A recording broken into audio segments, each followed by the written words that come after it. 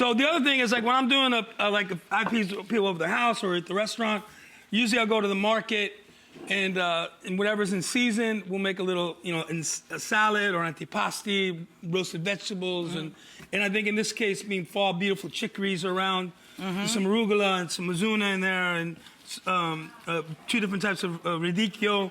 And so any type of chicories, beautiful for fall. We have some apples at the market right now. Beautiful. They're in New York. They're just beautiful. They're gorgeous. One thing I miss growing up in New York was we used to drive upstate and pick apples. And you can pick apples at our house. We have apples. All right, I'm in. Apples in Italy. When you look out the window and you see a short guy out there, that'll be me. So we're gonna mix a few apples in. We all look at each other in the eye. Yeah, that's right. I'm the short guy outside. All right. There you go. So a little goat cheese, a little apple.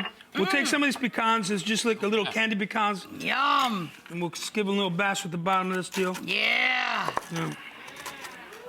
Woo! I'm so happy. Right. And then we're gonna make a little dressing. This is some lemon juice. I use jars all the time. Some cider vinegar. Like, honey, I lost the lid to the dressing jar. Some olive oil. You know what? And there'll be recipes on. They'll have all the recipes and stuff. Of course. But you know what?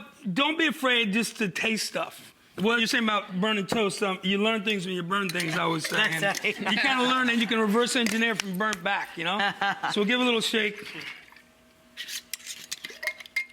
Delicious. Looks beautiful. Right. And that's good because you can throw it in the fridge later. We're going to put a little salt and pepper.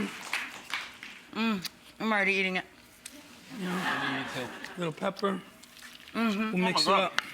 We'll mix it up. And what's not to love?